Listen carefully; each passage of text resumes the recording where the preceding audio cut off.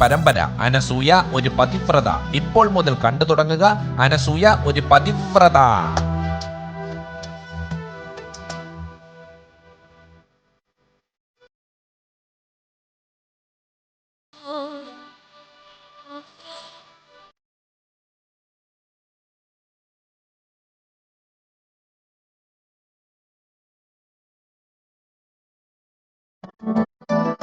അത്താഴ പ്രശ്നക്കാരുണ്ടോ?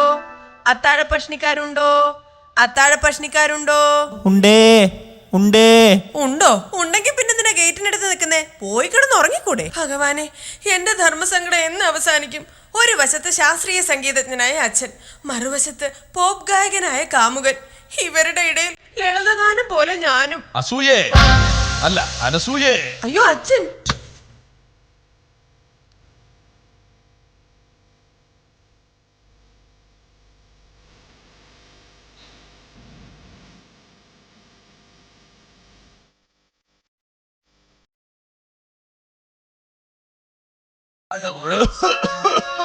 അയ്യോ മരിക്കല്ലേ അച്ഛാ? അല്ല, ചുമക്കല്ലേ അച്ഛാ? അയ്യോ അയ്യോ, റിസ്ക് എടുക്കണ്ടായിരുന്നു. ഇന്ന് അച്ഛാ എന്താ ഇത്? അർച്ചന കഴിച്ചതാ. വല്ലവളന്മാരൊക്കെ കഴിച്ചതിന്റെ ബാക്കിയാണോടി ഞാൻ കഴിക്കുന്നത്? എന്റെ പേരിൽ വഴിപാട് കഴിച്ചതാന്ന്. അപ്പോൾ എന്റെ പേരിൽ നീ എന്ത് കഴിച്ചു? പൂരിയും കിഴങ്ങ് കറിയും. അമ്പലത്തിൽ നിന്നോ? അല്ല, അച്ഛന്റെ സ്ഥിരം പറ്റു ഹോട്ടലിൽ നിന്ന്. എന്തായാലും ഈ മധുരം എനിക്ക് വേണ്ട. കഴിക്കച്ചാ, ഇന്ന് 1-ാം തീയതിയല്ലേ? ദിനമെത്ര സുന്ദരം, ഇന്നൊന്നാം തീയതിയായി മധുരം കഴിക്കണം, ഇന്നൊന്നാം തീയതിയായി മധുരം കഴിക്കണം, ഇന്നൊന്നാം തീയതിയായി. താങ്കളുടെ ടൂത്ത് പേസ്റ്റിൽ ഉപ്പുണ്ടോ? ഓടി എവിടുന്ന്? കഞ്ഞിലിടാൻ ഉപ്പില്ല, അപ്പോഴാ ടൂത്ത് പേസ്റ്റില്. അച്ഛാ, നമ്മൾ തമ്മിൽ ഒരു കുർക്കുറയുടെ ആവശ്യമുണ്ടോ? ഇല്ല, നിനക്ക് പറ്റിയ ഒരു ചെറുക്കനെ ഞാൻ ഇന്നലെ കണ്ടു. ആള് ഹിന്ദുസ്ഥാനിയാ. എന്ന് വെച്ചാ? അച്ഛൻ ഹിന്ദു, അമ്മ ക്രിസ്ത്യാനി, രണ്ടും കൂടെ കൂടിയപ്പോൾ അവൻ ഹിന്ദുസ്ഥാനി. വേണ്ടച്ചാ, എനിക്കൊരു ജീവിതമുണ്ടെങ്കിൽ അതെന്റെ മുകുന്ദേട്ടനോടൊപ്പം ആയിരിക്കും. സംഗീതം തൊട്ടു തീണ്ടിയിട്ടില്ലാത്ത ആ പോപ്പ് ഗായകനെ നീ മറന്നിട്ടില്ല അല്ലേ? ഈ തറവാട്ടിൽ നിന്നൊരു പെണ്ണ് ചോദിക്കാൻ അവൻ എന്ത് യോഗ്യതയാണുള്ളത്? മുകുന്ദേട്ടന്റെ വീട്ടിലെ 2 റൂം ചില്ല് വെച്ചാ പണിതിരിക്കുന്നത്. അത് ചില്ല് വെച്ച് പണിതല്ല, കല്ല് വെച്ച് പൊക്കിക്കെട്ടാൻ കാശില്ലാഞ്ഞിട്ട് അവൻ കട്ടിള മാത്രം വെച്ചിരിക്കുന്നതാ. എങ്കിൽ ഐഡിയ സ്റ്റാർ സിംഗറിൽ പോയി പാട്ട് പാടി മുകുന്ദേട്ടൻ ഫ്ലാറ്റ് വാങ്ങും. എന്നിട്ട് വേണം പാടുമ്പോൾ വൃകയില്ല എന്ന് MG ശ്രീകുമാറിനെ കൊണ്ട് പറയിക്കാൻ. വൃകയില്ലെങ്കിൽ എന്താ? മുകുന്ദേട്ടന് 2 വൃക്കയില്ലേ? എങ്കിൽ അത് വിറ്റ് വാങ്ങാൻ പറ ഫ്ലാറ്റ്. അച്ഛൻ എത്ര എതിർത്താലും എനിക്ക് എന്റെ മുകുന്ദേട്ടനെ മതി. അമ്മ ലോങ് ജമ്പ് ചാടിയാൽ മകൾ ഹൈ ജമ്പ് ചാടും. മോളെ, ഇന്നലെ രാത്രി നിന്റെ അച്ഛൻ ഒരുപോലെ കണ്ണടച്ചിട്ടില്ല. ഇന്ന് രാത്രി അച്ഛന്റെ കണ്ണടയാൻ ഞാൻ പ്രാർത്ഥിക്കാം. ആസ്ഥാനത്ത് കോമഡി പറയാൻ നീ ആര്? സുമി ടോമിയോ? അല്ല, മുകുന്ദേട്ടന്റെ സ്വന്തം മനസ്സൂയ. മുകുന്ദൻ മുകുന്ദൻ മുതുങ്കൻ. ശുദ്ധ സംഗീതത്തിന് പ്രാധാന്യം കൽപ്പിക്കുന്ന ഈ വീട്ടിൽ ഒരു കീർത്തനം വെക്കാൻ പോലും ആരും ഇല്ലാണ്ടായോ? കുട്ടന്തപുരാനെ, ഒരു കീർത്തനം അങ്ങോട്ട് വെക്കുക.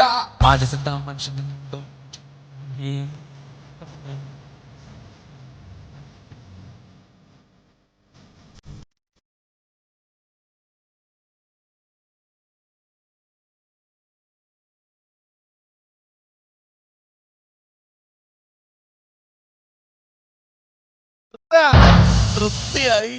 ഇന്ന് രാത്രി മുഴുവൻ അച്ഛൻ ഉറങ്ങാതിരുന്ന് വെള്ളമടിക്കും.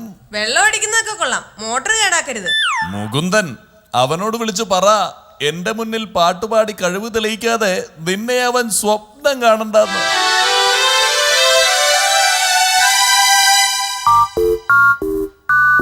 ഈ ഗാനം കോപ്പി ചെയ്യുന്നതിനായി ഉടൻ തന്നെ സ്റ്റാർ അമർത്തുക. മാസവാടക വെറും 1.5 ലക്ഷം രൂപ. സെലക്ഷൻ ചാർജ് വെറും 75,000 രൂപ.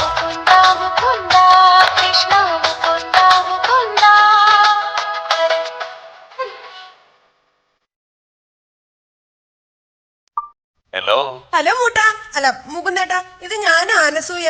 എത്ര എപ്പിസോഡുകളായി ഞാൻ മുകുന്ദേട്ടന് വേണ്ടി കാത്തിരിക്കുന്നു. ഓരോ ബ്രേക്കിനും ഇത്രയും ഗ്യാപ്പ് എടുത്താ അച്ഛന്റെ മുമ്പിൽ മുകുന്ദേട്ടന്റെ റേറ്റിംഗ് കുറയും. അതുകൊണ്ട് ഞാൻ ഈ ഫോൺ കട്ട് ചെയ്യുമ്പോഴേക്കും മുകുന്ദേട്ടൻ ഇവിടെ എത്തണം.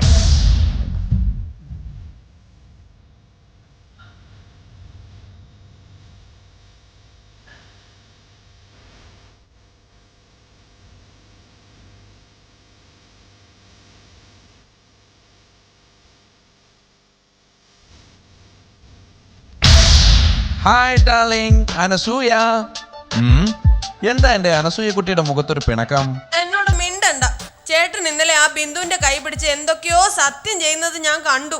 ഭാഗ്യം, സത്യം ചെയ്യുന്നതല്ലേ നീ കണ്ടുള്ളൂ. വല്ല TG രവിയോ ബാലൻ നായരോ KP ഉമ്മറോ ഒക്കെ ചെയ്യുന്നത് കണ്ടിരുന്നെങ്കിലോ? ഇന്നലെ എനിക്ക് ഉറക്കം വന്നില്ല. ഞാൻ പറയട്ടെ കാരണം, രാത്രി മുഴുവൻ എന്നെ ഓർത്തിരുന്നു. ഏയ്, കൊതുകിന്റെ ശല്യം. ലൈറ്റ് ഓഫ് ചെയ്ത് കിടന്നാ മതി, പിന്നെ കൊതുക് വരികയില്ല. എന്നിട്ട് ഇന്നലെ ഒരു കൊതുക് ടോർച്ച് അടിച്ചുകൊണ്ട് എന്റെ നേരെ പറന്നു വന്നു. അത് കൊതുക് ടോർച്ചടിച്ചോണ്ട് വരുന്നതല്ല ഡാർലിംഗ്, മിന്നാമിനുങ്ങ. പോപ്പ് ഗായകനായതിനു ശേഷം ചേട്ടന് ഭയങ്കര ഗമയാ.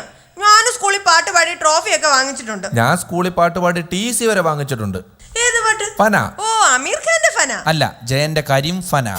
മറ്റൊരു കാര്യം നിന്റെ അച്ഛൻ അറിയണ്ട, ഈ വരുന്ന ചിങ്ങമാസത്തിൽ നിന്റെ കഴുത്തിൽ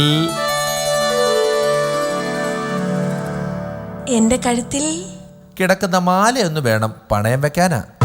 നമ്മുടെ കല്യാണം നടക്കുമെന്ന് എനിക്ക് തോന്നുന്നില്ല. നടക്കും. ചൊവ്വാദോഷമുള്ള എന്റെ പെങ്ങളുടെ കല്യാണം വരെ കഴിഞ്ഞില്ലേ?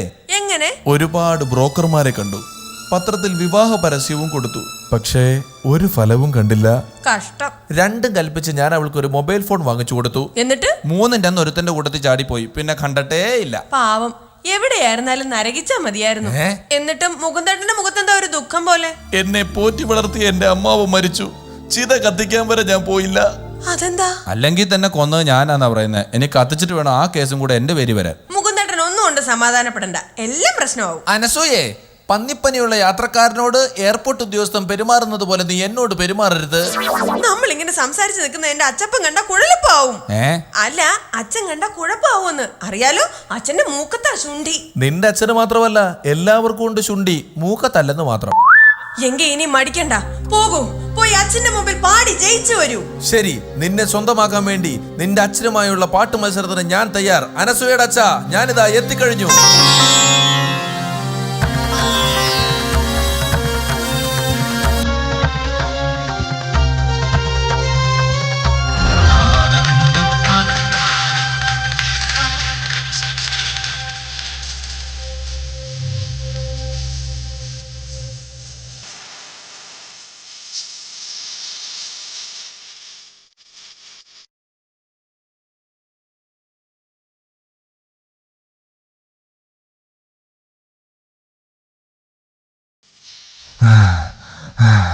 അനസൂയെ, നിന്റെ അച്ഛന് മുന്നിൽ ശ്രുതിയും താളവും തെറ്റാതെ സപ്തസ്വരങ്ങൾ 13 പാടി ഞാൻ വിജയിച്ചു. എന്നിട്ട് അച്ഛൻ എന്ത് പറഞ്ഞു? നിന്നെ വിവാഹം കഴിക്കാൻ പാട്ട് മാത്രം പോരാ, SMS വേണമെന്ന് പറഞ്ഞു. എന്നിട്ട് കിട്ടിയോ? പിച്ചക്കാരനെ പോലെ ഞാൻ തെണ്ടി. ലോകമെമ്പാടുമുള്ള മലയാളികൾ എനിക്ക് SMS അയച്ചു. പറയൂ അനസൂയെ, നീ എന്റെ സ്വന്തമായില്ലേ? ആയിട്ടില്ല. പാട്ടും SMS ഒക്കെ കൊണ്ട് മുകുന്ദേട്ടൻ അച്ഛനെ തൃപ്തിപ്പെടുത്തി. ഇനി ഒരു റൗണ്ടിൽ എന്നെ കൂടി തൃപ്തിപ്പെടുത്തണം. എന്നാലേ ഞാൻ മുകുന്ദേട്ടനെ കല്യാണം കഴിക്കൂ. അനസൂയെ, അതേത് റൗണ്ടാ?